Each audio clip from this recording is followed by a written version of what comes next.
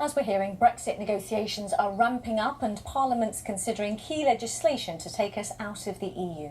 Meanwhile, tens of thousands of anti-Brexit protesters are preparing to take to the capital's streets this weekend.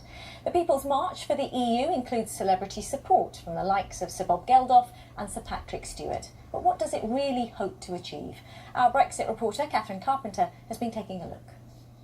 Brexit means Brexit. Brexit means Brexit. Brexit means Brexit. She might have said it again and again, but here in Blackheath, the Prime Minister's words have fallen on deaf ears. So Bex, what does the EU mean to you? You've got to put some stickers here.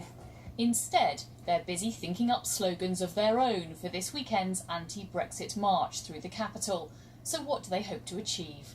I just think that if you believe in something so strongly, you should carry on fighting for it. And I don't believe Brexit is a done deal yet anyway. Most of them probably realise what a mistake they've made and they probably need a chance to redeem themselves. By continuing to make our voice heard, we are not letting the reality of it be brushed under the carpet. That's the important thing. Here in the capital, there's a lot of sympathy with these views. After all, nearly 60% of Londoners voted to stay in the EU. So what's the deal with stopping Brexit? And in reality, how might it actually happen? I want the people in power to investigate in a mature and considered way what all the options are and what all the consequences are, and to tell them honestly to the people of this country, and then say, you know what, it's not going to work, is it?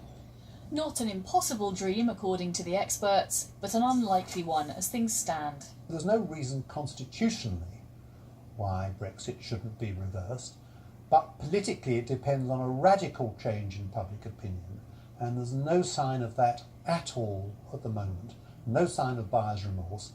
Indeed, survey evidence shows that most people still want to leave the European Union. Among them, South London comedian Geoff Norcott. He's built his sketches around the trials of being a Leave voter and gentle mockery of Remoaners. Look at the modern protest crowd and they don't look very scary. You know, 2 squirts of a water cannon, there'll be an Ubers back to Henley-on-Thames. They're not. They're probably only marching for their Fitbit targets anyway. So. We can learn a lot from, I think the people of Scotland wisely realise, in the main, that referendums are hard and they're divisive, but the only thing that's harder and more divisive is to not respect the outcome. So I'm not saying that it's a perfect thing, but this is the situation that we're left with, and we have to kind of proceed. Nothing's been decided in negotiation yet, so I think most people in the middle, whether you leant towards Leave or whether you leant towards Remain, are still waiting to see what the colour of the deal looks like. And the colour of the deal is likely to be made up of many different shades, as varied and complex as our views on Brexit. Catherine Carpenter, BBC London News.